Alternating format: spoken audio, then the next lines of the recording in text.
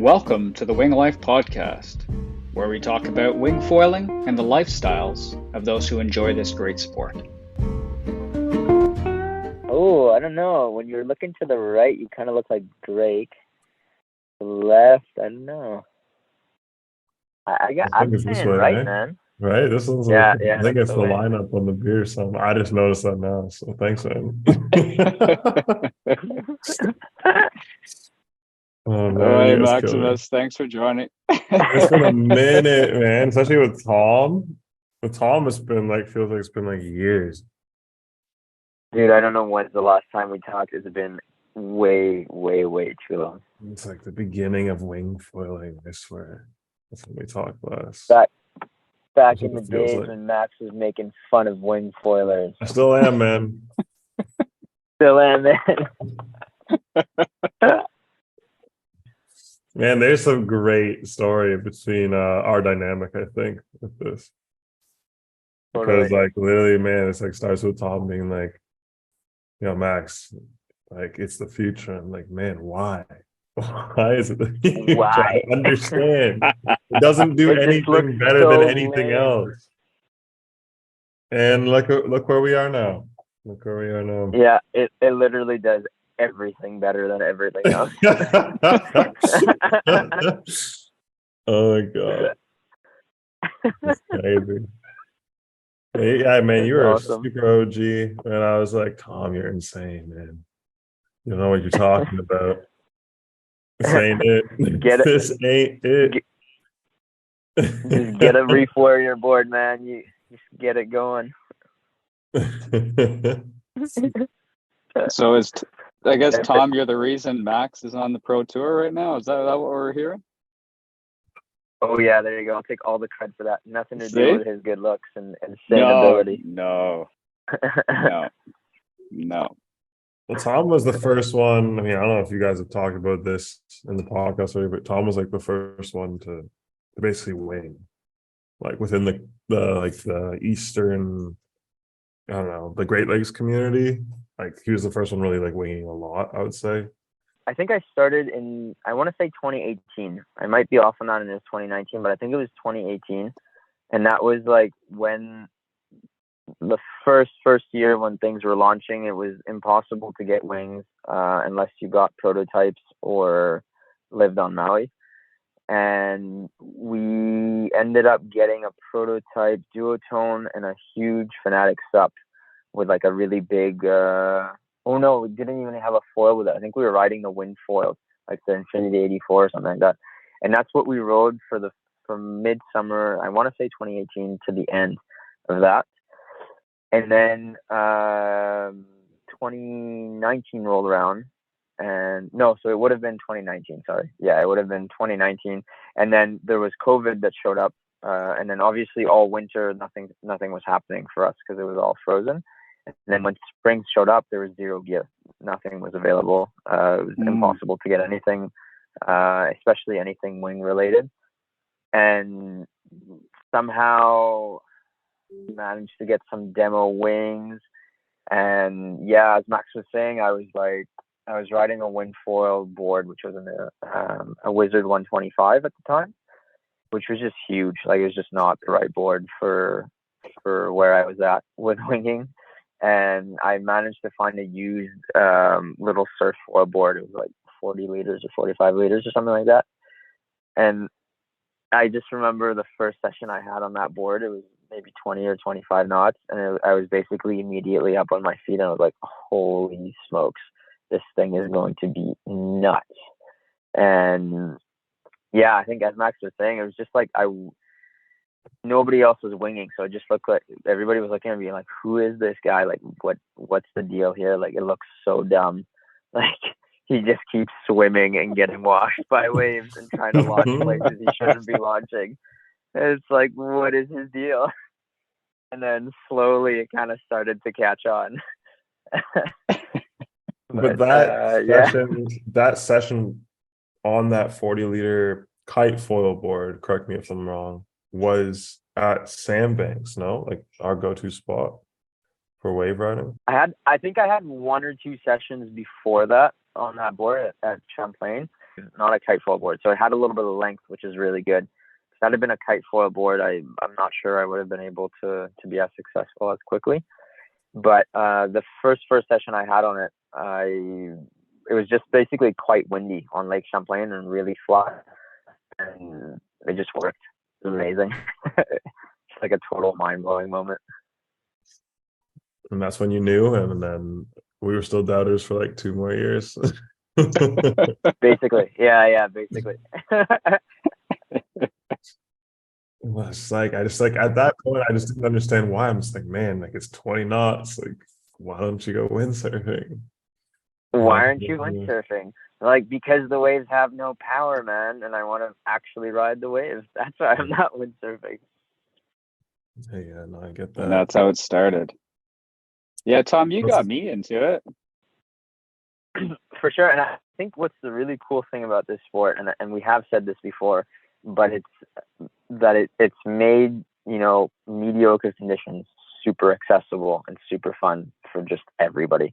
And it's so easy to launch with compared to a kite foil, so much easier to deal with than a wind foil that has so much range. It's just, you don't need to think about it. You always put basically the same board, the same foil, the same wing, and you just go and have fun.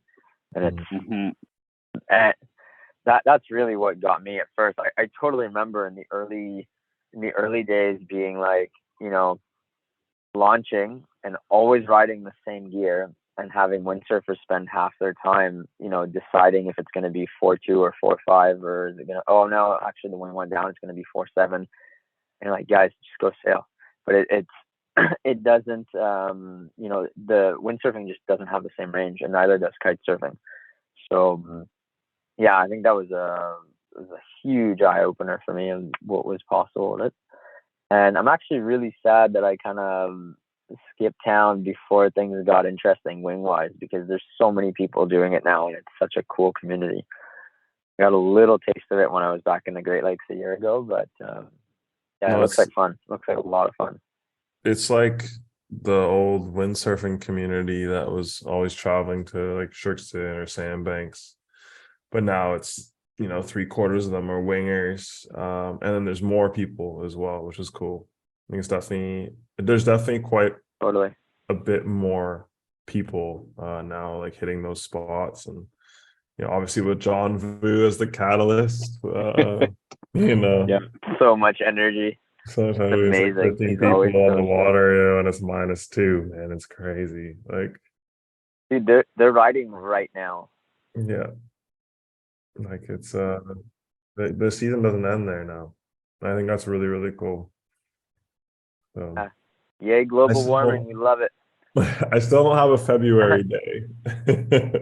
I don't have a February day back home still, but and like everybody, just Chuck, John, all these guys that are just after it literally every single day. It's amazing. So I think that's actually a really cool segue. Maybe you can tell us where you are, Max, and like what are you up to now, because you've come a long way from being a really, really, really good windsurfer and laughing at wingers, and now you're a really, really good winger and still laughing at wingers. So what are you up to these days? Yeah, well, right now I'm in Mexico. Like I'm training for the next GWA stop in New Zealand, and I don't even know where to begin. That's where I am now, but where it begins, I guess, is still with Tom. Hey, let's hear this. Tom for being an absolute kook. Why aren't you windsurfing, man? Why aren't you like trying to wave ride in like 20 knots? Like, what the hell is wrong with you? And then I'm just like, okay, well, now it's time to try this sport myself. No, but I mean, when I started, it was actually in Tenerife. So like, it was one of the last days I was there in Tenerife doing a duotone actually a clinic for Vincent Lindhaar. I don't know how to say his last name correctly. In Tenerife, for a bunch of people from Quebec. And so I did a windsurfing clinic, 2 different clinics over the span of 2 weeks. And then the second last day before I was supposed to leave to come home, it was really light wind, and I think our clinic had ended, and I just tried it out for the first time, and I was like, I don't understand why I would ever do that. I mean, like I went out, I went out, fell, came back, fell, went out, fell, came back, fell, and I was like, oh man, it's really hard to jive. And I walked up to one of the guys that had done it a few times before, one of the pro slalom guys that trained in Tenerife, and he's like, I asked him how long it took him to learn how to jive, and he said 1 day. So I was like, I have to learn how to jive now. So I went upstairs. I went straight up to where we were staying, went on YouTube, like just like watched a bunch of videos on how to jive, and I figured out how to jive that same day, which I was super stoked on. And then I came in and I'm like, well, if he learned how to jive day one, I have to learn how to tack. So the next day I tried a couple of tacks, but didn't figure out how to tack. But it was just like, I was like, oh, it's actually like, this is like, if you can wind foil, it felt pretty intuitive, right?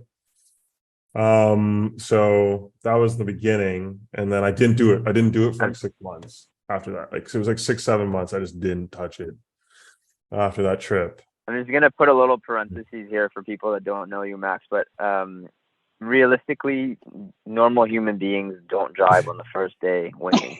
Max is a pro windsurfer. He was doing an Olympic campaign at the time or just before.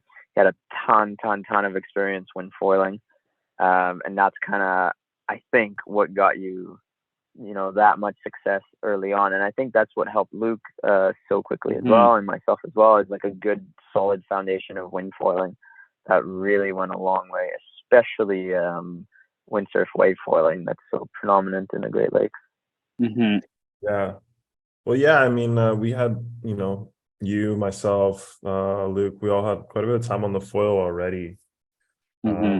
Just kind of felt like it just felt like a looser wind foil, really. Like there just was no mast, connecting Totally our power source to our boards. And so I just had to be a little bit more agile, I guess, through the transitions, but it came pretty quick. And yeah, like I was saying, I just didn't touch it for like 6-7 months until I actually sprained my ankle super bad trying to do a push loop windsurfing, which is basically just a backflip.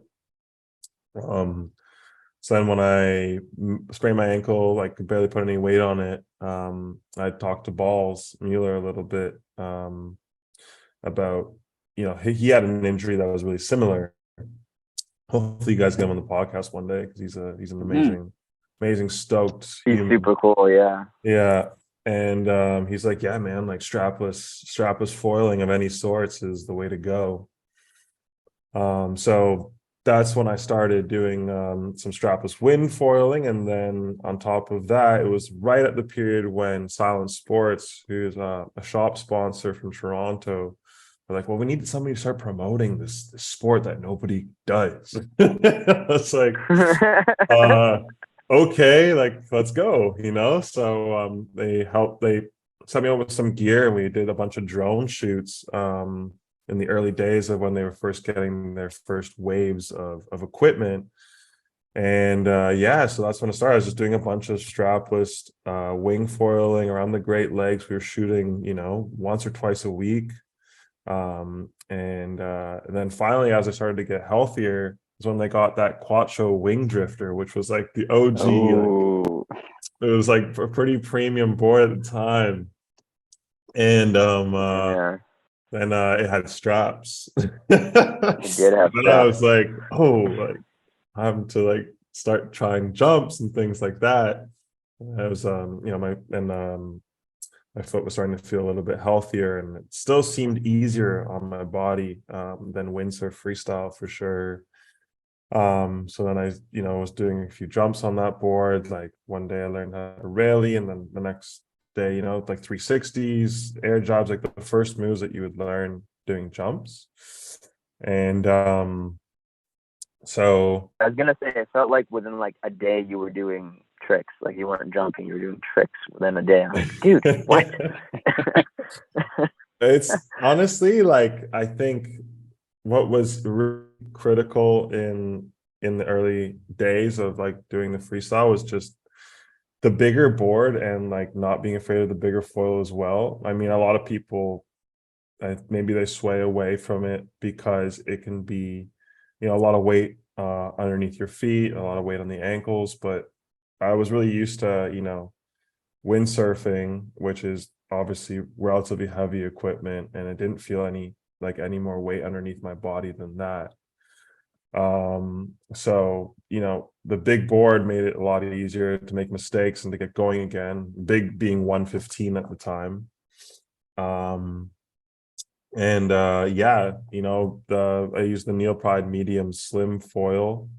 That's like 1250, I think. Short mast, and just was like, okay, like let's just start hucking and see what happens. And it came pretty quick. I had like so that Quattro wing drift for 115, like the 5 meter, like a 5 meter wing from starboard, like their OG one, the air rush one. And it was like, it was it just started to come pretty quick. And that's right. So anyways, like after a couple sessions on that gear, went down to Shirkston Shores. Actually, I think I was about to get back into windsurfing, but it was just like too light for 5.2. It was like just too light for 5.2 windsurfing, but it was like still pretty proper windy. And I brought the wing gear with me, and then Adam Wakowiak was there, who was also always doing a lot of footage with myself. And so I had that 115, the medium slim, the starboard 5 meter wing. And it was like my first time really doing like big rally. Like it was like really the first day doing rallies. And some like big 360s in front of the camera. Even tried like the rad 360 move. And he was filming all of it. And so I got all that footage, and I was able to make a little reel out of it. And that's when the brand manager Wyatt from Slingshot reached out, and he's like, hey man, like looks like you're kind of learning pretty quickly, do you want to get on the team? And I was like, yeah, I'm all in, man. Like that sounds super cool. I never really expected to, my first professional contract to be with winging, but yeah, let's go for it. Let's see where this goes. And at the same time, it was after that happened, it was kind of like when it rains it pours sort of effect. So the same thing happened with Cabrina, and the same thing happened with North and Mystic at the same time. So I had to weigh so I had to weigh a couple of different contract offers. But at the end of the day, Slingshot was the right fit for sure. And I've been with them now for like 2.5 years, I think, almost 2 years and a bit. And it's like the opportunities just keep growing with this sport. Like I never expected, from those days of being on like the Refoyer 125 liter, no straps, like having no idea why anybody would do it because it just didn't do anything better to me, to like being jump 3 times as high as I can on a windsurfer and do backflips and front flips and stuff like that. Like it seems really surreal. Like I did not expect this at all. And I have to apologize to Tom for chirping him so much, because I was like, man, this sport makes no sense at all. But here we are. Says the pro winger. Yeah. Here we are. Yeah. No, I mean, it's all good, dude. We chirp each other all over it. It's all good. It's super fun, yeah. Yeah, but that's so cool though. So how many competitions have you done at this point? Like I can't keep track. I feel like you've gone to a bunch of them at this point now. Yeah, it's so the first one I ever did was Lacat in 2021. So that was like now just like what is that, a year and a half, almost 2 years. It was like April of 2021, so it's just coming up in 2 months. Almost 2 years ago, yeah, almost 2 years is crazy. Huh. And so I did that one, then Tarifa, and then last year I did the entire tour. So in 2021 I did 2 events, France and Tarifa. And then in 2022 the tour had, I believe, 5 events, with France Switzerland, Lanzarote, Tarifa, and Brazil. So that's 7 events in total. And yeah, like I said, the next one's in New Zealand. Epic. Yeah, Wow. it's like, I mean, every single event level gets hard too, and it's just like, it really is something where you have to be fully committed if you want to be able to keep up now. So Mhm. it's in the beginning, I remember that first Yeah. event in France, it was like it's like a handful of guys could land their 360s, man. Like the level was so low. Like, and everybody was charging, everybody was super stoked at the time, but now it's everybody who's kind of in that in that top tier group, that's what they're doing.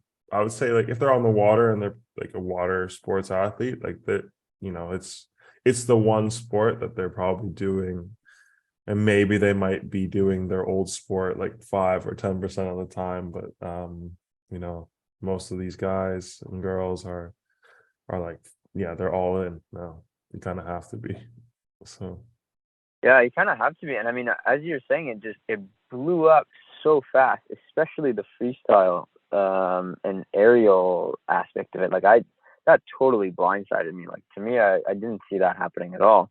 And it was, it went from 360s, and 6 months later, everybody's backflipping. And it's like, how did this happen? Like, so crazy. And that's you could totally see it watching those early events. Like, as you're saying, people were, a 360 was like, whoa, that's a good move. And now I can't even keep track. You're doing at minimum doubles, no, as like kind of standard level yeah, for a like, higher. I think, well, now they cut the tour from 48 to 32 athletes that can have a seat at an event. And like all Okay. those 32 athletes, like I would say, if it's a surf freestyle event that has a lot of applications, I would say at least half of those people are doing 720s, like you're saying. Like, and yeah, and now it's like, and not just sevens, but like you're saying, backflips, front flips, as well, are like becoming a standard move. And it's Mm. like, okay, like what's next, and and I didn't expect it either. That's why, I mean, for me, like, that was the reason why I was like, why would I want to do this? Like, it's not like windsurf freestyle, which I could do in 15, 16 knots, and I was super stoked on, and still am. But it's but yeah, it's like, but once the freestyle, so like everybody was stoked on the wave riding, I was like, okay, cool, whatever. But I'd rather just go freestyle windsurf and maybe, like, hack a couple waves with my freestyle windsurf gear. Mhm. And then once the freestyle of this sport started to explode, and there was sensations beyond like a single rotation 360, for example, that's when I think the stoke for myself, and I think a lot of the athletes that do it now, it started to rise up. And a lot of it was like the innovation in gear too. Like, in the beginning, let's be honest, like the gear really wasn't there for a lot of the moves, at least Yeah. across multiple brands. Like, maybe a few of the brands had the carbon foils, had the smaller, more compact boards. But like for most of the brand now, that's pretty recent, I would say. So, what were you gonna say, Yeah, Tom? that's pretty recent at its standard. I mean, and early on, I don't think no brand had a board that was small enough with foot straps and a carbon foil and a wing all together. Like, you definitely had to, as you're saying, kind of pick and choose between different brands. And even then, I don't think the boards existed. I think the only company that was really making small boards early on was F1, and they didn't have foot straps. Yeah, I So remember they did footsteps in the beginning, like, and I yeah, guess like the market didn't know where it was going to go. I guess, I don't Yeah. know. Like, when I got sponsored initially, like, there was a ride engine prone foil board that I was supposed to start with at 35 liters. Like, that was all we had. So I ended yeah, up letting, so that was ended up being the board that I gave to Jeremy. He's a teammate of mine, but he's focusing on big air kiting. But he, yeah, like, it's yeah. And then we have a full line, like every size of board that you could possibly need to be able to to be able to do freestyle in winging as well, or wave riding with straps or whatever. But yeah, even when I started, it wasn't like that, the line Hmm. just didn't exist. So Totally. It went fast. It went really fast. And yeah. you have access to everything. Just do you guys like how does that kind of component of it work for all of you riders? Do they just bring all the equipment? Do you guys get to kind of swap, try all the stuff all the time, Are you talking about here in Mexico now, like as I'm or testing and as you're figuring out my wing? training, or yeah, like for a lot of us, we have no idea how that pro world works. Could you give us maybe a bit of a peek behind the curtain? Yeah, for sure.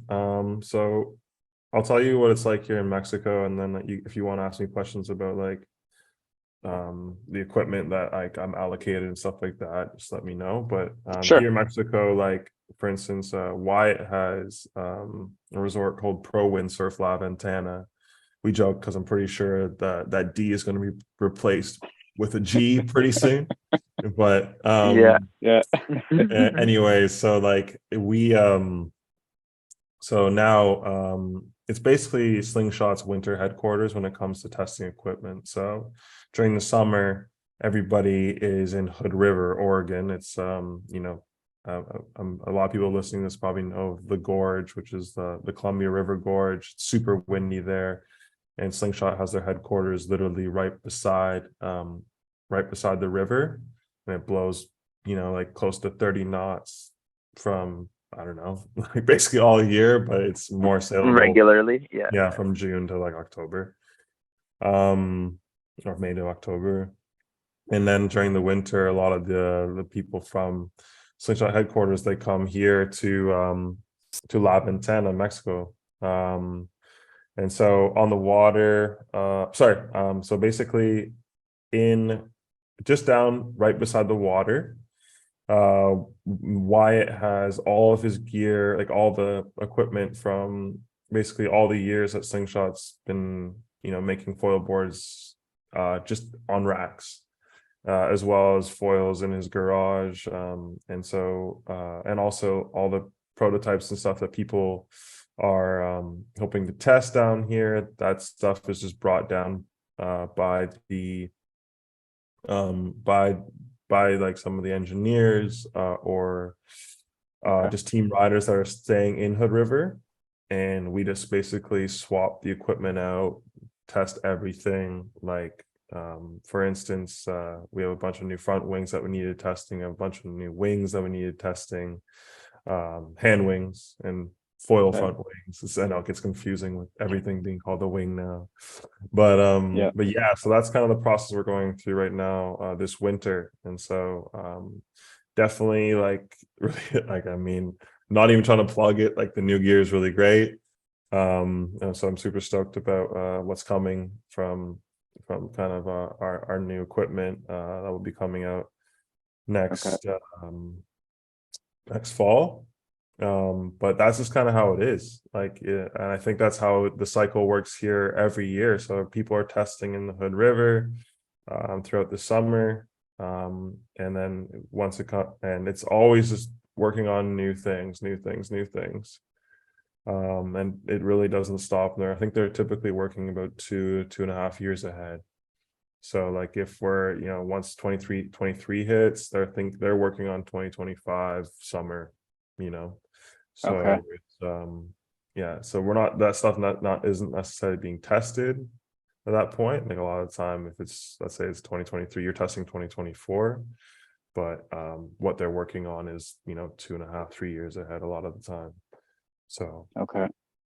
yeah. And so you're doing this pretty much full time then, like throughout the year, because you did all of 2022. Um, Mhm. how much time was allocated to all of your kind of responsibilities, I guess, for this cool job? Yeah, so my job is a little interesting, beyond actually just being a competitor on the tour. Like that was, my contract this year has me allows me to attend most of the events on tour, which is awesome, and that's where I'm putting most of my focus. Okay. But I'm also here doing a little bit of testing, well, actually a lot of testing, but and then on top of that, I'm also media managing Slingshot Wing and the Slingshot Wing team. So Okay. everybody who Cool. is the team rider, basically just, I work with everybody to make sure the content's on point. We schedule our posts, so everybody's posting on different days. We're not basically clumping the gram with the same thing. So we so it's a really cool job, because ultimately it's just basically just working with all of our team, getting everybody, and like being stoked with everybody about their new content and new moves, and resharing posts and making sure that Slingshot Wing is seen as much as it possibly can be. And that's like, for me, it's just, it felt like organic to take on the role. And when I proposed the idea to the brand manager Wyatt, he was like, yeah, like, it makes a ton of sense, let's go. And so it's been pretty seamless so far. I mean, we're like 2 weeks in, so it's pretty early days It's now, pretty but fresh. pretty fresh. But everybody's been really on point.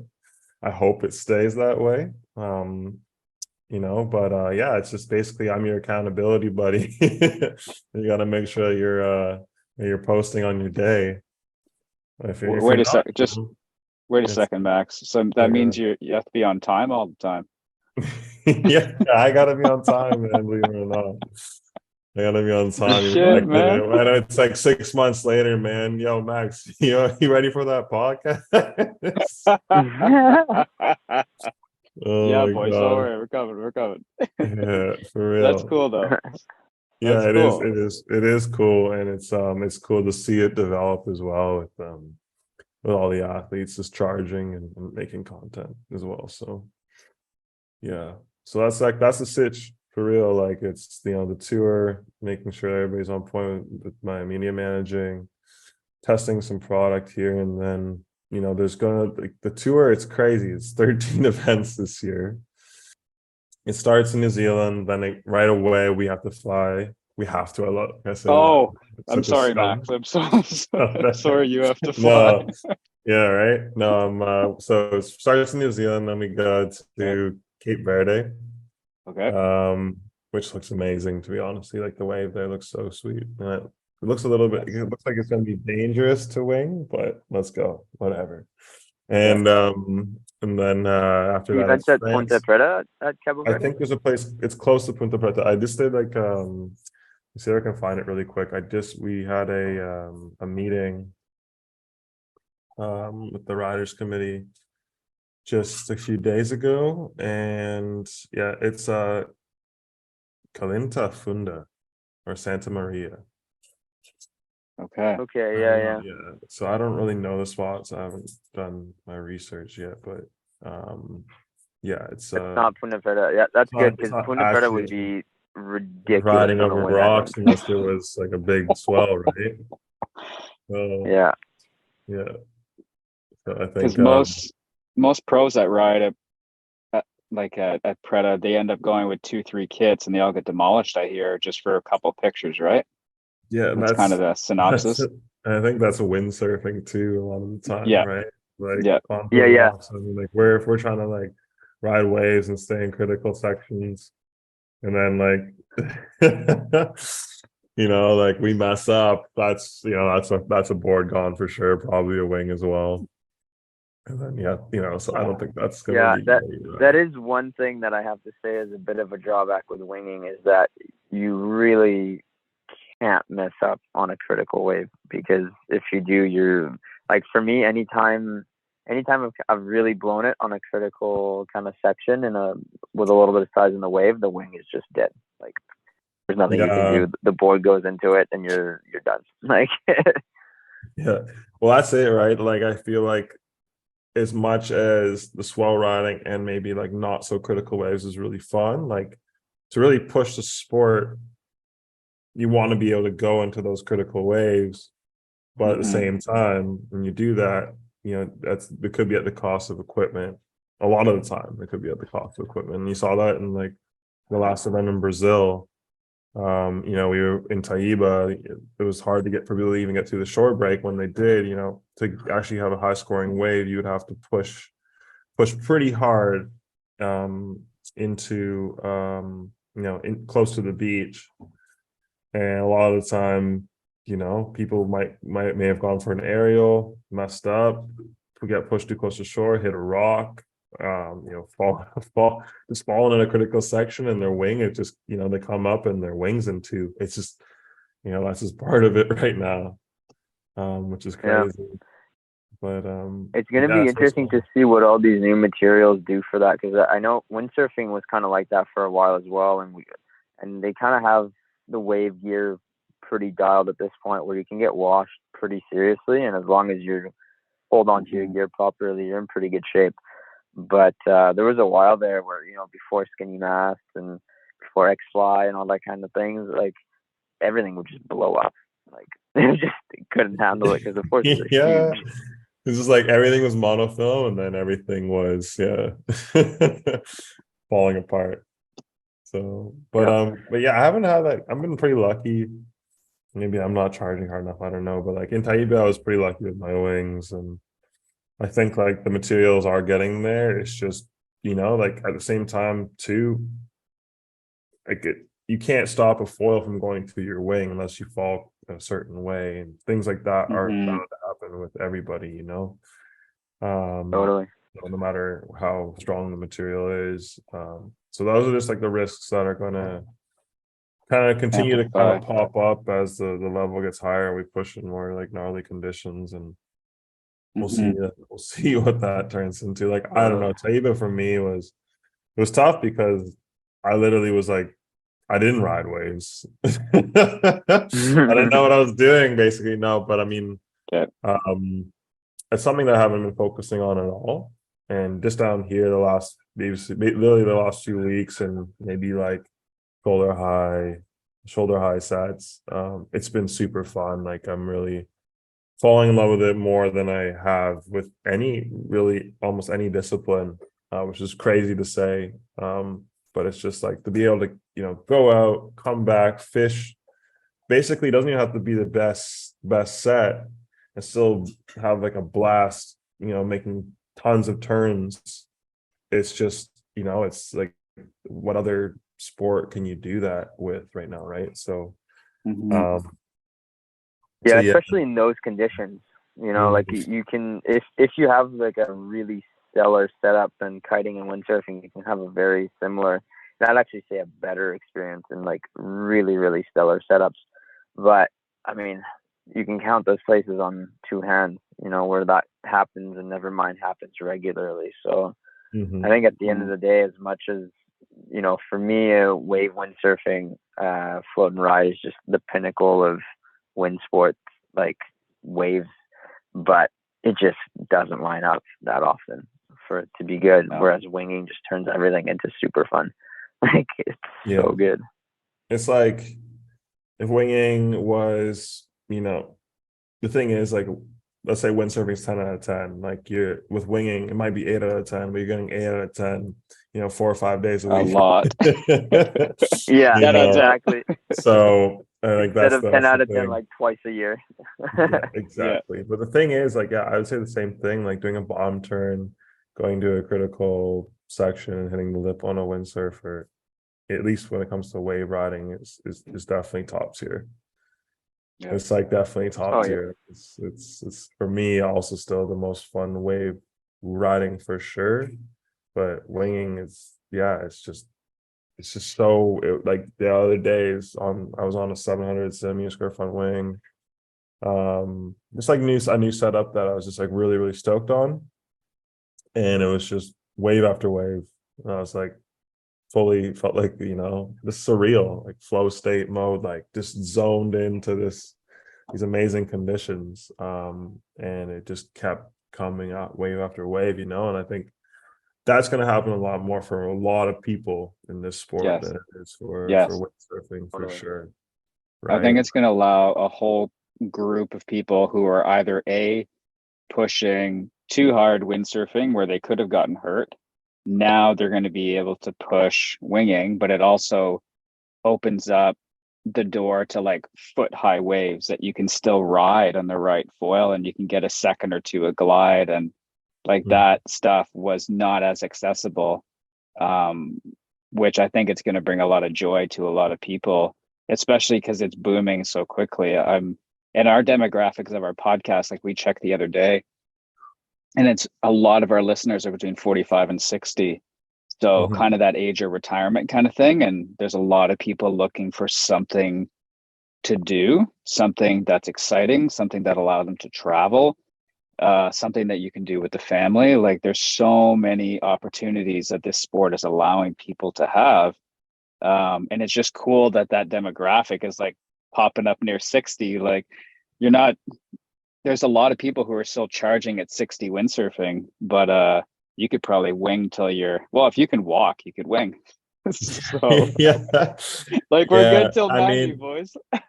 that's the thing. I think like the wipeouts still can be kind of gnarly with winging. So like If you're on those flat water, older sorry. Like, listeners, like yeah, just be careful yeah. while you're getting into it. Make sure you say that again, Tom. What were you saying? Oh, I said that as long as you're respecting the conditions. So if you're on like a flat water bay and like 18 knots, like yes, the wipeouts can be, but if you've got 30, 40 years of experience under your belt, your wipeouts will be a lot more, well, you'll fall a lot less after 40 years. Yeah. Yeah. Yeah. If you're like an OG water sports person and you're coming to winging, I think like for sure you'll, you know, it's not Yeah. going to be super gnarly. I think it'll be a bit more intuitive, but still, yeah, just definitely take it easy in the beginning. And once you start to learn, Yes. you can learn the foil first. And Totally. once that happens, then for sure, I think you can do it for a long time, especially if Totally. like, yeah. I do think, as Max is saying, though, there are, once you start getting into jumps and rotations and stuff like that, you can definitely, there's a reason everybody almost is wearing a helmet doing it. And Yes. if you look at all these athletes, if they were kiting or windsurfing before, they weren't really wearing helmets, but a lot of wingers are wearing helmets when they're doing freestyle. And personally, I think because freestyle and jumps are so accessible winging compared to windsurfing, for example, I've felt more inclined to try it, whereas it's something that wasn't ever really my focus when windsurfing. And so I've actually had some pretty decent slams winging, like much more so windsurfing, just because it's easier to get up, easier to spin around, easier to get yourself into bad positions as well. So yeah, totally. It's a tour standard that you have to wear a helmet now on tour. Okay. I think that's pretty cool. I like that. So everybody's training with them anyways. But yeah, like I've taken some big stacks for sure. Yeah. I think, yeah, I mean, like I'm getting injured all the time. Ankles, like right now, I can't jump because I have this toe sprain. And that's just the reality of as the sport starts to escalate. You watch kiting, like I don't know if you watched the King of the Air this year, but it's like everybody's doing like double loops, and now there's S loops as well. And it's like and the height is absurd. And people, like they're putting their lives on the line. Like in kiting, for sure. I don't know about winging, but like in kiting, oh for yeah, sure. kiting, Like absolutely. They're going massive. Like, yeah, and so so like, big. if you make a mistake at that height, or a critical mistake at that height, like you could die. So it's like that's where we are right now with extreme wind sports. And I don't know if winging's going to get there, but like for sure, it's I would think so. I mean, windsurfing is there as well. Like there's Bouge that almost died trying a triple. It really wasn't far off. And like the amount, I remember chatting with Antoine Martin, and Bouge was there as well, and they're kind of talking about good jumps and doubles and stuff like that. And they were talking about getting mildly concussed to not really knowing where they are on a fairly regular basis, learning how to double. Like, dude, that's intense. That is really intense. Yeah. And then Tom, how's your front loop journey going on windsurfing? Oh, I gave up on that ship a long time ago, man. And it's too bad because I think it was totally doable. I was like, had I actually committed to doing it, I don't think there would have been any issue there. But I've just been so concentrated on waves for so long, and then winging came by and totally distracted me from windsurfing. So I'm curious. I mean, I want to, like, as somebody who just like was OG with it, has it lost any of its nostalgia to you, or is that still the thing that you're doing the most now? And are you doing it? How often are you winging? so because of other projects that I have going on right now, I'm actually not spending a lot of time at all on the water, and it's something that I want to change because I'm really missing it. I have to say that it's, as much as winging opens up conditions that are, more mediocre in terms of them to super fun.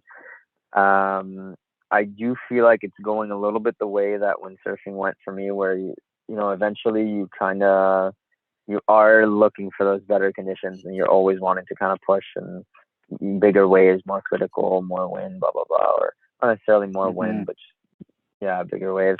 And so I do think that the kind of natural progression is that in the first year I was just stoked to be on a foil.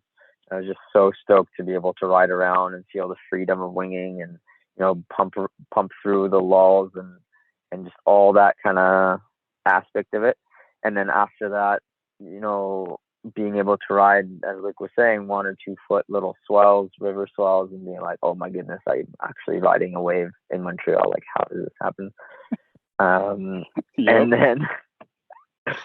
And then as time goes by, you're kind of get desensitized, I think, a little bit. It's kind of like when you're riding big waves a lot, at a certain point, it just doesn't feel like big waves anymore. It just feels like riding waves. So I do think that the natural progression of everything is that it becomes, for me anyways, it seems like it becomes more normal. And so you keep hunting, I guess is what I'm trying to say, for That's the thing, right? better It's and like better getting up on conditions. the foil now. Like getting up on the foil isn't the goal anymore. It's like getting like just cruising and Totally. going back and forth on the foil. Like it's not the goal anymore for yourself. I think that's what's And I think a lot of people, It's like a it's lot of a, people, like and I that's said, why it's you a see the natural gear progression. improving so much. But Yeah, totally. what's cool though with what's different between that and windsurfing is like you can get up on the foil in mediocre conditions. Like you can get Yes. planing and moving Yes. in 6 to 8 knots, right? So you didn't have that before, really, and now that we do, I think it's still like, yeah, for sure. Like people are organically going to start to get picky, but a bad day is still a pretty solid day compared to how it was before. Totally. So I think that's Totally. I what's totally agree. And I think especially in gusty conditions, because a lot of the foil talk is kind of like, wow, we can go out in super light winds, like under 10 knots, it's still fun, blah blah blah. But the reality in a lot of these inland spots is that the wind's not actually that light. It's just crazy gusty. And so if you have, 6 gusting to 15 knots, that's awful on a windsurfer. Like you just can't really do anything because you stop in the lulls, and in the gusts you're overpowered because you're on some massive sail to get going in the mid range. But on winging, you can ride a wing that you can get going in the 15 knot gust. You can be on a little sinker board with like a 4.5 or a 5.0, and you keep going through the lulls. You just burn right through it, especially with these faster foils that are more efficient that are coming out these days. So yeah, totally. And I think there's definitely still has its allure to go out when there's basically no wind and just cruise around, and just there's no load on your body. It's just so cool. It's just nice feeling.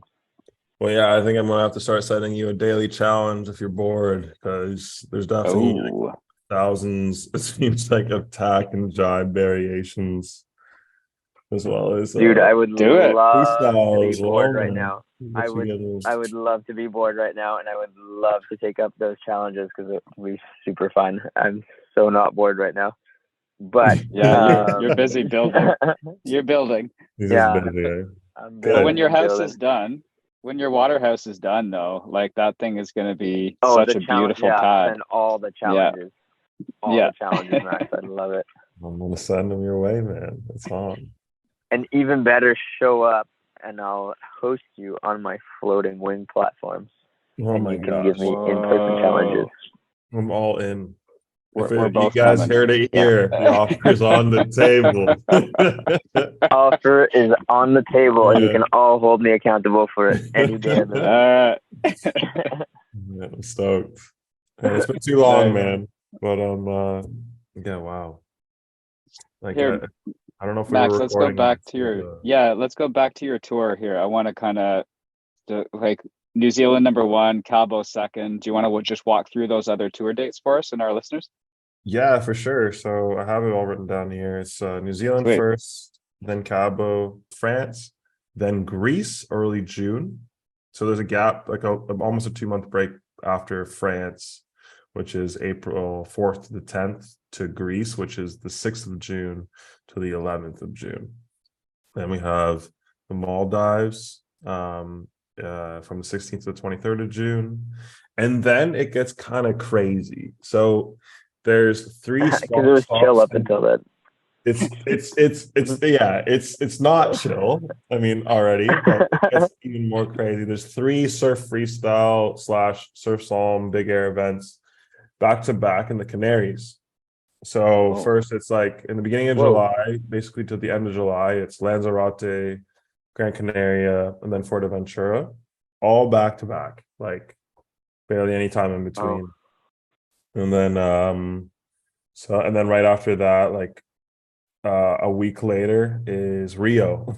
It's like, and then like 3 weeks later, there's Denmark, and then which is like the beginning of September, and then at late September there is Dakhla, Morocco, and then Wow. so that goes in the 1st of October, and then 10 days after that there's the Tarifa Wing Pro, and then there is Taiba, which is a month after the Tarifa Wing Pro in Brazil in November, and then Cape Town, which is still not confirmed. A lot of these aren't confirmed, but when I was talking to the guys on the riders committee, they were saying that this one is probably the least likely, and that's supposed to be in December. So it's pretty absurd. Like I said, It's it's stacked. really proper full time. Like the breaks in between the events, the longest break, after France is 6 weeks before I have to start flying it out again. So, and then every other event, the dates are so tight that the flights are going to be basically back to back to the next place.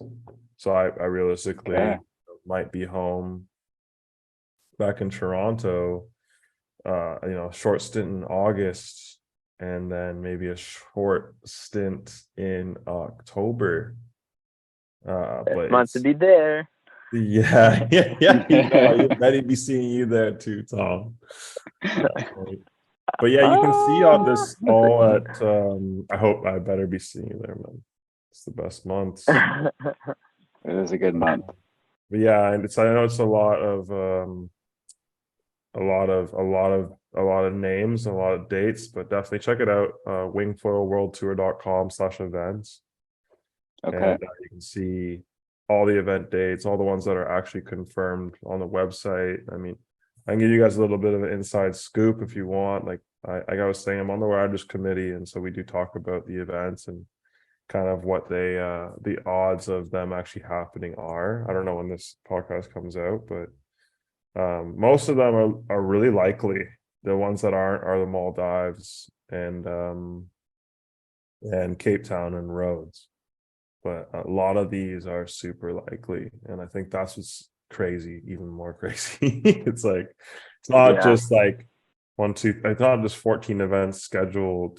It's like 14 stops across the 14 globe. 14 stops across the globe, with most of them actually likely being confirmed. Like, Whoa. and so already, Would you yeah. would Sorry, you go have ahead.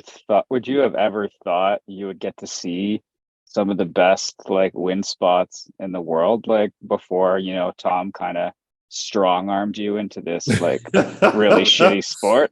Man, well, that's the Well, thing. I Like, can't take so that many much of these credit. places. I know, but still. I remember one thing when I got the offer. I remember talking to Tom first. I was like, "Hey, Tom, man, like, I don't know, man. Like, this is kind of surreal. Like, do you think this is going to be something that, I should continue to do and continue to push? Like, I think I was kind of like a conversation like this, like, like, this Yeah, is happening. Like, oh, I don't know. Like, what do you think about the sport? And it was a conversation over the phone while I was driving down to Shirkston to windsurf. And yeah. and he was like, "Yeah, man, you're getting in early, and it's really the future." That's kind of what I remember from that conversation. And I was like, "Okay, Yeah, dude, you were like right at the right time. Like yeah, Mhm. perfect. And you Yeah. dedicated so much time into it, and I mean you're super talented, so that's like Yeah. you need that for sure. But you've put in so much time, and you're really there at the right time, and yeah, I'm super stoked this is how it's turned out for you, man. yeah, Yeah, it's I super think we cool." all are. Yeah, we all are. Thank you, guys. Yeah, like, I really didn't expect like the professional wind sports career to be with Kookwing, but it did. Um, Whatever, man. You never know.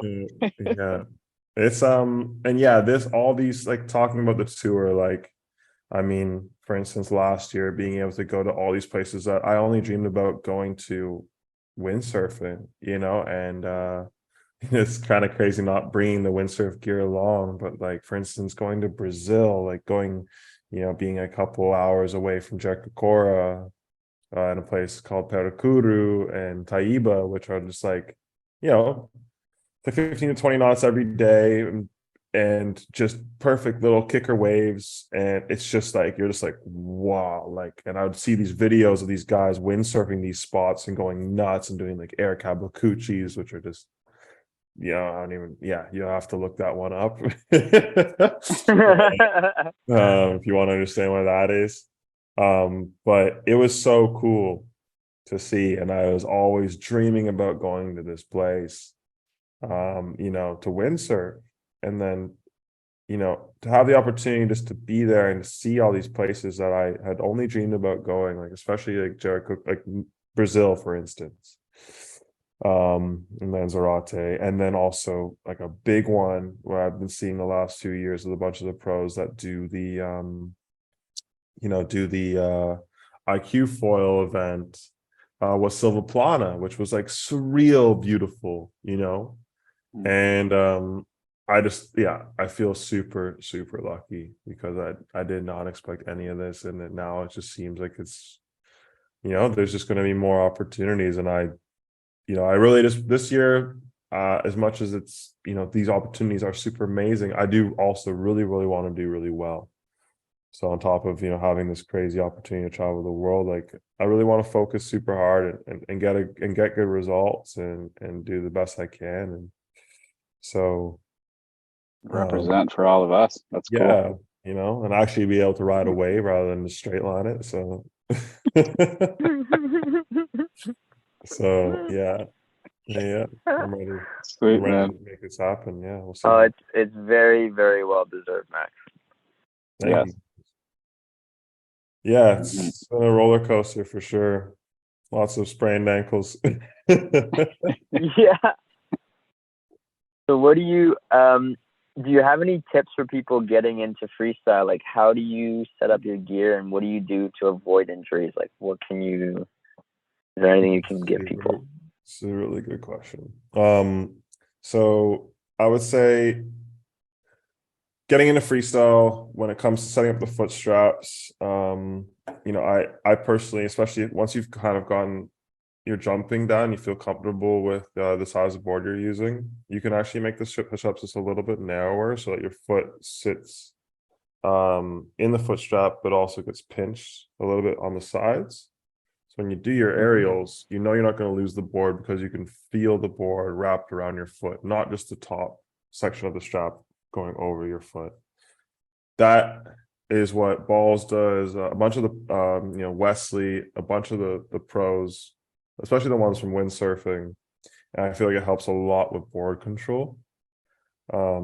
Be careful if you don't set them up right though. However, you can have one foot strap get stuck in the board, and this happened to a friend of mine recently. And you can potentially twist your ankle. But I personally find it's better to fall and make sure that you have those foot straps cinching the sides of your feet in a way that you don't lose the board at all.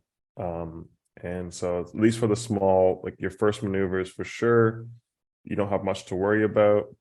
And then as you start to go bigger and smaller, I think it's even more relevant. Like now I'm using a 50 and I can crash with my feet in the foot straps, no problem. And I don't, I'm like with sprained ankles, I'm totally fine. So I would say that's a Okay. big one when it comes to foot straps. Foil, like it's you don't really change much. As long if you have a balanced foil, it's fine. You can maybe move it a little bit further forward so that you have a bit more front foot pressure, and that just allows you to have a bit more spring on the takeoff. But a neutral foil position is fine. I like a wide stance now for a little bit more control as well. Um, and yeah, I think that's most of it. I mean, when it comes to the size of the foil, that's super important too. I would say like if you end up jumping with something around like 1200 to 1400 in the beginning, it's okay. But you'll notice that like once you start to kind of build your level of performance, you're going to want to use something smaller. It's less likely to break, and you'll be able to go a little bit higher and faster in the moves. But in the beginning, I would say like it's okay to jump those 1500 cm squared foils. Just feel it out first. Like do some straight airs, and then like if you feel like you're landing and the foil doesn't feel like it's throwing you into what could potentially, you know, be cause for a twisted ankle or two, and maybe go for a rally or go for a 360. Those are the kind of the first moves that most people will go for. And there's so many videos online now telling people how to do them. I won't bore you guys with that kind of stuff, but yeah, like having a board that's around the same size in liters as your body weight too. Like for me, I feel like that was a go-to for me, that I didn't have to continue to always crawl up onto my board after every attempt. Like I could make a couple mistakes and then still kind of save it a little bit. So not going too small too soon was, I feel like, really beneficial for me in the beginning for those early for the more basic maneuvers. And then as I started to like wanting to push more radical moves, you have to go smaller. Like you can't be doing like, 10-foot high front flips on a 90-liter board. It's definitely a cause for disaster. As much as I was, as much as I was like, Tom, why do you need to go so small? Like, doesn't make any sense. Board doesn't make any sense. No, like now, yeah, for sure, going with a smaller board, smaller foil, smaller hand wing. Once it starts to get really windy, you have to. But in the Okay. beginning, yeah, like I'm Yeah. 90 kilos. I was doing 360s with a 115-liter board to start. Then I went to the 90-liter wing class from Slingshot. It was perfect for my first, like, it would have been perfect for my first 360s and freestyle maneuvers. And then I used like the Phantasm 926 front wing, which is 1250 cm squared approximately, the surface area, and it was a great combination. Like it was perfect to be able to start doing some freestyle. And I would say whatever's Nice. equivalent to somebody else in their body weight. Let's say somebody's 70 kilograms, they get on a 70-liter board and maybe 1100 cm squared front wing, 82 cm mast for a little bit more control. yeah, that'll be a recipe for success for sure. Okay. Totally. I definitely found that having a bit of that board around your weight is a really, really good thing for learning freestyle moves. I have very little experience in freestyle and very much a kook in freestyle, and it felt like, just on the landings, it would forgive so many errors. Whereas before that, I was scared of spraining ankles, so I would just use my little board, and I could feel the rotation was easier for sure, but I would have to land it perfectly. Otherwise, there's no way that it was going to work. So yeah, totally good call on that board. Yeah, like I'm glad like you agree, Talks. I know you're a big believer in the small boards, and obviously like it is the way to go once you get proficient. But for learning, like for sure, I would not have learned as many moves as I have if I did jump too soon. Totally. Yeah, and now it's just like the moves that are going to be scoring high on the tour are just the ones that you have to use smaller boards for. Like it was the early days, like maybe I'd still be on my 75 and 90 liter board a lot, but now I can't really use much bigger than a 70. Or I'm not going to be able to keep up with these 16-year-olds that are doing, stalled front flips and, and stuff Yeah. like that. Yeah, Caden's coming for you, man. We had him on a little while ago, and the stuff that 13-year-old can do is he's going to come chomping at a lot of heels, I think. Redonkulous. Absolutely redonkulous. Yeah, I think he's doing backflips both ways. His threes are super stylish. I think he's got some sevens on him too. Like, oh yeah, he was talking about his training. He's like, yeah, I just go out and like I tell myself I have to do at least 2 720s on every tack. Like a few times ago, I was like, you're 13, dude. Like, what's gonna happen when you're 25? Like, wow. I think it'll be super fun to see. I'm see where he's at in 5 years. Yeah. That was like Chris, like Chris is actually here in Leventon. Chris McDonald. He was 4th on tour this year.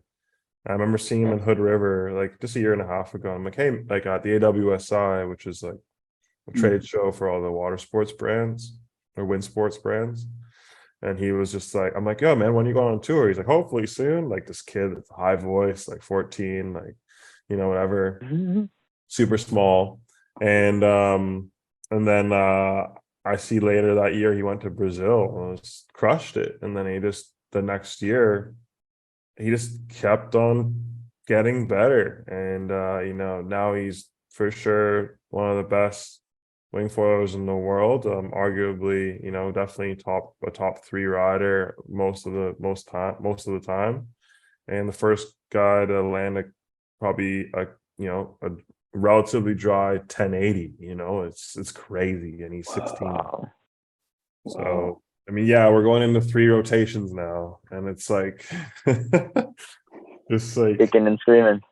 It's too much almost, for real. Like it's I mean, if with kickers, for sure 1440 is possible. Like, guys going full charge at a ramp in Maui, 1440 for sure is possible. It's just like it's just like that what we were talking about, like just how far are we, or how quickly and how soon are people going to be putting their lives on the line, I guess. Yeah. It's like, do we really want to be going full tilt at like what, like triple overhead waves and 30 knots and then trying to do 4 rotations? Like, I don't know what that's going to look like, but king of the wing air. It's coming. Gonna hurt at first, that's for sure. Yeah, it's definitely gonna hurt. But that's what happened in snowboarding, right? It's like 1440s now. It's like people are doing what, 1880? It's crazy. It's nuts, and it's like snowboarding. So how can you even control that? Like, I don't know, man. Like, I have a tough time with 7s still, So I mean, I don't know. You're asking the wrong guy. You're gonna get him though. You're gonna get him. I figured that. Yeah. I mean, the 10, I don't know when, but for sure, I was over rotating some 7s recently, but not on purpose. But yeah, I'm still, the 7 is coming for sure. The 7 is it's okay, but the 10, I don't know when. But one homie of mine, Wesley, he's on tour. He's on a duotone team, and he's the second guy I think to be like throwing them down and where they're looking clean. Like it looks like he's getting the full rotation in the air, and I feel like he's going to be able to plane out of one actually pretty soon, which is really cool. Like I haven't seen anybody properly plane out of one. Chris was dry, but still wasn't planing. I think Wesley might get the first planing one, which is crazy to think. Just doing them on flat water. Wow. Like nuts. Crazy. Yeah. So that's Crazy. where it's at, man. That's Cool. where it's at for real. Well, hey, Future thanks is very for bright. yeah, and thanks for hopping on and chatting with us. And for those people at home that want to learn a bit more about you or start following you, where can they find you? Yeah, probably the best is to follow me on Instagram. So it's at Max J, like the letter, and Robinson. So Robinson. And yeah, like I'm posting once or twice a week. Okay. But yeah, also like follow the GWA events. Like I'm trying to attend most of them, if not all of them, this year. And yeah, I appreciate all the support I Slingshot get. wing. Yeah, exactly. Slingshot wing. Yeah. Exactly. Got some new stuff in the pipeline I'm pretty stoked about too. Got some new stuff dropping soon from Slingshot. Okay. Which Nice. yeah, is I'll probably be using on the tour. Right now, like the go-to is the javelin for sure. Javelin and the G700 900 cm squared front wing, and the Wingcraft V2 50 and 60 liter and 70 liter. Those are my go-to pieces of equipment at 90 to 95 kilograms, believe it or not. But yeah, like just doing Okay. about 12, 15 knots, and that kit's doing the job for me.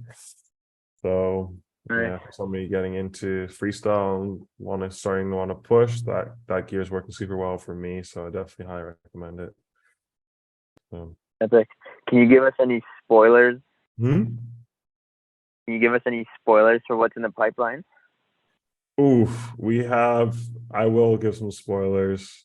I don't know if Wyatt's gonna get mad, but well, whatever. We can edit it if he does. Yeah. Do it. Yeah, we got so we got like this banger downwinder wing, slash wave riding wing, front wing, for the foil that just like I have no idea what we did, but it's so fluid through the water, it glides forever. Somehow it still turns. And so it's like it just does everything well, and you're like, what's the compromise? Like you just don't know. And I just like I love We haven't found it yet. yeah, we haven't found it yet. I mean, I'm not jumping it. And I don't know if we can I don't know if it's something that because it's like the aspect ratio and all that, I don't know if it's something that I will jump or should jump. So maybe that's the compromise. But you could jump it if you weren't like 100 kilograms, maybe. I don't know. But Max yeah, breaks everything, so it's just I'm sorry. What it is, yeah. But yeah, the stuff I'm riding now, I'm lucky. Like the slingshot's really robust. Like Tommy used to ride it, I know. So like it's holding up really well, for sure. Like there are things that are breaking, after a bunch of freestyle sessions, for sure. That's just how it's going to be. But quite robust stuff now, and yeah. totally, yeah. But then like the that is super awesome. I think like it's a year out, but like for sure like the next That's a medium aspect wing, I'm guessing. what's that? That's a medium aspect wing you're talking about, I'm guessing. Medium Or it's a high aspect.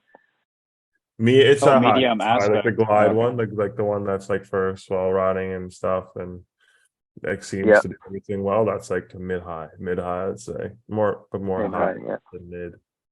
Yeah, and Okay. then there's also the Cool. so there's a new tail that also just on top of that it's just like it's like the perfect combination. And then there's Nice. yeah, and then we have like obviously some new hand wings that we're developing, which are I can't say anything about those. I was about to, but I was like, that's the one thing I shouldn't talk about. And those are really on point. There's one that Okay. I'm really, really excited about as well. That even I have to still wait for. So But Nice. Are you, yeah. Hmm? maybe like a vague question on those? Like, are you guys sticking with the multiple wings in the lineup kind of concept, where you have, one wing that's more freestyly and one wing that's more kind of all around? Yes, we are doing that. So, and obviously there's one that we'll be targeting kind of more high performance freestyle, high performance wave, and there's going to be one that's going to target more towards uh casual downwind riding and casual wave riding. It's like just a more stable, more user friendly wing. And then the freestyle one is like it's still user friendly, but it's just slightly more radical. Doesn't, like, let's say, again, a bunch of this stuff I don't know if I'm supposed to say, but anyways, like, let's say it doesn't flag, like the freestyle one, for instance, like might not flag as well, but Yeah. like for Well, it's not meant to rotation, per se. exactly, yeah. But I Yeah. mean, at the same time, like at speed, a wing that doesn't flag necessarily super well at speed will still allow you to ride away as well, right? Like, so because ultimately, like, you kind of need a little bit of, you don't want a wing that will flag too well necessarily if you're trying to ride waves radically because of the drag from the wing. That makes Okay. sense. Yeah, and it doesn't follow Um, you when you're changing directions quickly either. yeah, Like if it I flags, remember Mm. when flags too well, yeah, which is kind of funny, but yeah, yeah, absolutely, but it's true. Like I remember on the early duotones, which is what I was riding kind of early on, and they flagged particularly poorly compared to a lot of other wing models that were out at the time. But I yeah. remember them being so much more maneuverable than, basically any other wing. And so that comes with its own benefits, especially in onshore and stuff like that, where you have to kind of, muscle the wing around a little bit or throw it around. So Mhm. yeah, I can totally see what you're saying. That, that's not the thing that's just parked there and sits behind you. Isn't always what you're looking for, even Yeah, when but I'd say wave for like, riding. I would say probably for like 80% of the users, it's like that's what they would want, right? Like they're just like swell Totally. riding, wing, swell Hmm. ride, have a wing that you can like set and forget. For myself, like, no, it's not really necessarily what I'd probably gravitate towards, but I mean, maybe there's some conditions like downwinders, 100,000%, right? But like, Yep. Yeah. um, if I'm trying to do like some really radical turns or whatever, I need, or backflips or whatever it might be, I definitely need something that wants to spin, wants to turn, wants to rotate, right? So I think like covering Totally. both bases in the market, like for sure, you can make one or the other do it all, but it's nice to have the options, and so that's what we're hitting Yeah, on. and I think it's a direction a lot of companies are taking, and I totally agree with it, because I think the reality is that there's a ton of people getting into the sport, and their needs are not necessarily the same as a lot of people that have, already winged for a year or two and are progressing and want to keep pushing themselves and keep pushing what's possible for them with the sport. So that, to me, that makes total sense. I really hope that we don't get into what we have in kiting and windsurfing, where you have like 4 different programs or 5 different programs, and it just overcomplicates everything. Well, Um, the only but the only thing that might do that is the tour, because like we have surf freestyle, we have freestyle, slalom, wave, and now we have big air as well. So and the Oh, wave discipline is new now too. I don't know if I mentioned that, but okay. like, so they just cool. dropped a wave discipline, specifically just wave. So that's why I've been training in the waves. And no, I enjoy it now too, just, Yeah. but yeah, it's so like the end of the day, like you have to, one might do something better than the other. Like a wave wing, if it's pure wave, my freestyle, like I might not necessarily want to use the javelin. Like that's what I go to. Like I use the javelin basically in everything. Like it's the fast wing. It's really good for rotations. But like with super light and we're just like, riding waves, like the V3 has more low end. It's like I need to get back upwind. I need to get, I need to like get to the next set or whatever. I'm not going to be using the wing to do any freestyle moves. It flags pretty well. Like I'm just going to use the, so that's the thing, like you might have to pack different wings now, depending on the spot or the event. So yeah, that definitely might happen for, multidiscipline riders. I think it already has. But hopefully it doesn't get super niche where like everybody wants to have like a quiver of wave sails and a quiver of freestyle sails and then a quiver of slalom sails, but Hmm. wings instead. Yeah, totally. 15 wings. I mean, we'll see. I do think that there's, in real kind of standout wings, and it's the same thing for kites and for windsurfing sails as well. Like I think if you got a really really good really good wing or kite or sail, it's gonna work really well in a range of conditions. You're obviously not going to be slalom racing with a kind of a freestyle or wave sail, but you could pretty comfortably say that I'm not going to get 100% freestyle, 100% wave, 100% free ride out of the same sail, but 80, 85, 90, yeah, absolutely. Yeah, exactly. Mhm. Exactly. And that's kind of like, that's kind of why I gravitate towards the javelin now, because it's like it does all that stuff for me. Like Totally. it goes fast, it spins really well, and it flags nicely. Like it doesn't lag in the flag as well. So I feel like it's faster, through my turns and stuff like that. And I love the boom. So I know you Yeah, too, Tom, but rigid it's just like handles. it Oh just makes yeah, sense. Yeah, hard handles or a boom, like to me, just make a lot of sense. So it's been my yeah, go-to, for sure. Just direct feel, like what kind of response you're going to get out of the wing when you go for a jump as well, and how to. It's easier with the boom too to like make sure that when you want to control your pitch of the board and you want to drive the wing down, for instance, there's no lag in the handles. So just like you drive the wing down, your board's going to go down, then you drive the wing up, and the wing's going to go up, and the board's going to come up. So as long as you time it correctly with your body weight, but you don't have to worry about the wing causing any issues with that when you have the hard handle or boom. And so it's for me it's and I definitely. find it's easier to recover as well because, as you're saying, there's no lag. So when you're, at first, every little movement you make, it destabilizes because the wing is reacting. But once you get used to that, you can recover from positions that you'd never be able to recover from with a wing that has soft handles or is more stable. So Exactly. there's definitely Otherwise, like benefits to.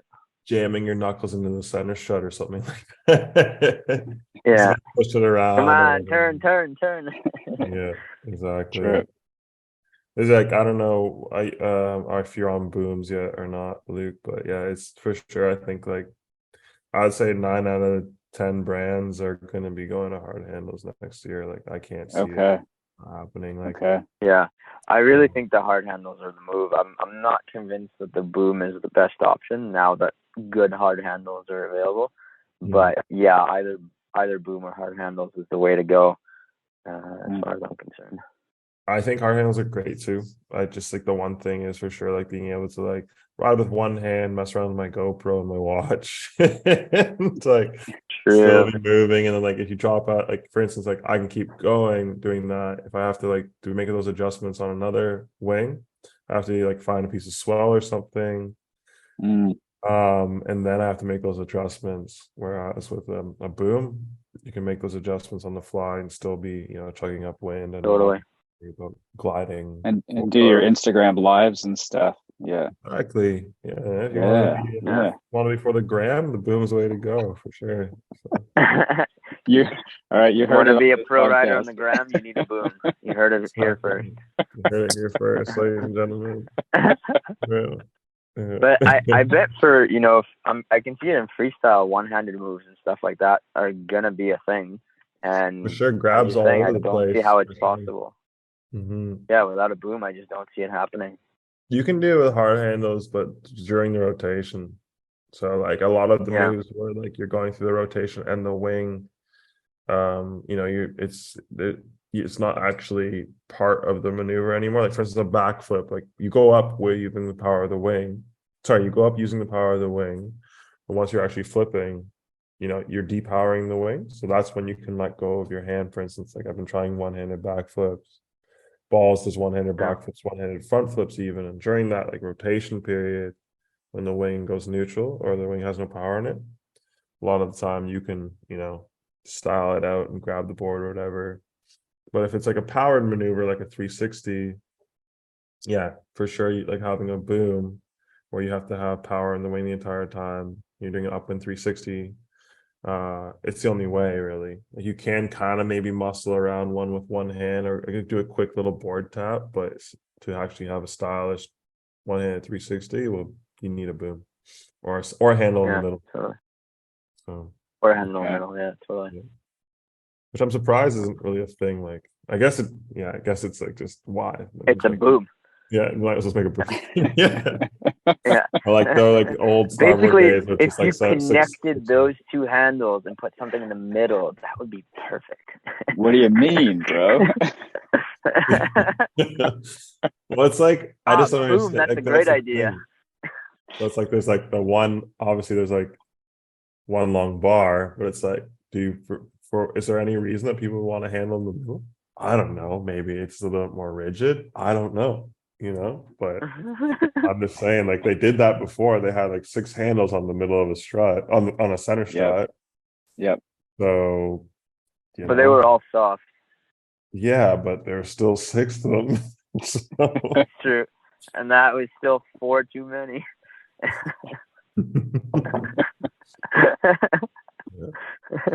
Yes, it was.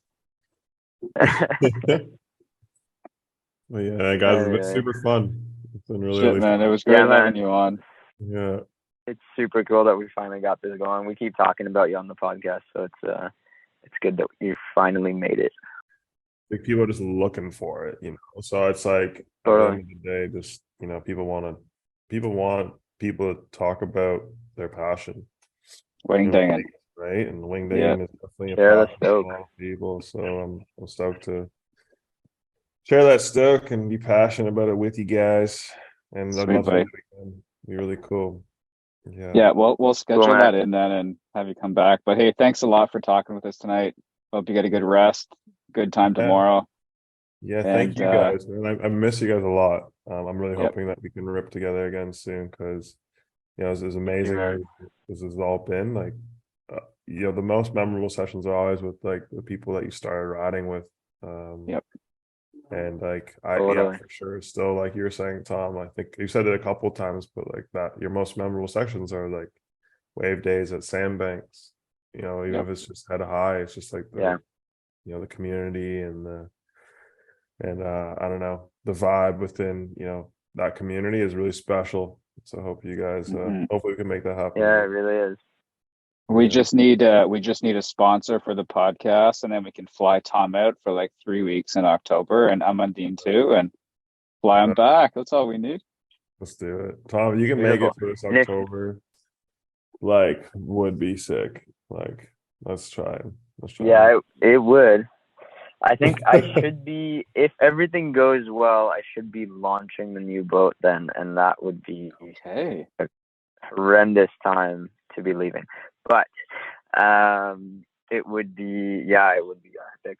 But what could be super fun as well is we could turn the new boat into a floating wing dock, and we come visit you. Plenty of space for both of you on board.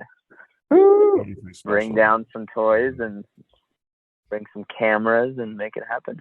We'll just a little product testing trip on Tom's boat. I like the sound. Totally. I mean, why did a photo shoot on what's their face's boat? On a cat as JP and John's boat. Mm-hmm. So why not? Got lots of wind here. Beautiful. Yeah, that's true. Clear, actually, turquoise water. Was it close to you? Like, are they kind of? You guys setting up in the kind of? No, I would love to be where they are. They're in the Pacific, and like the dream. And we'll get there one day, but we're not there yet. We're in the Caribbean for now. Man, it still sounds lovely. Still sick. Which is still not, still not too shabby. Can't complain too much. No, could be worse. Could be worse. We could be in Montreal right now. Yeah. Hey, I'm not in Montreal, but I'm close to Montreal. Bro, yeah, I mean, it's, you guys getting after on a Wednesday here, plus 14 degrees Celsius for the first time in all winter. So, Yeah. so It's getting chilly. Yeah, and yeah, they're gonna be. It's 14 where you're at right now. No, I mean, in Toronto, apparently it's minus like 1 or 2 today, but I think it's going to go up to like plus. We were just talking to Luke before you were on. I think it's going to go up to like plus 12 or plus 13 or 14 for a day in Toronto. Yeah, we're hoping Massachusetts stays cold because I was supposed to go like in 3-4 days, try to get a bit of hiking in, do some backcountry. I reached out to Andre too, and hopefully we get something a little fun. But we'll see what it's supposed to get warm. So we'll see. I just saw a post from him saying that the backcountry conditions were really good right now. They were finally filling in. All right. So okay, perfect. Yeah, you can also just go on the water. You could also just go on the water, yes. Yeah. Or you could come down to the Caribbean. Guys, man, I'm waiting for the date, Tom. But yeah, I'll let you guys go away. Thank you for for this so much. All right, man. Thanks for having me. Thanks for joining Tom and I on this episode. We hope you enjoyed it, and we'll see you next time.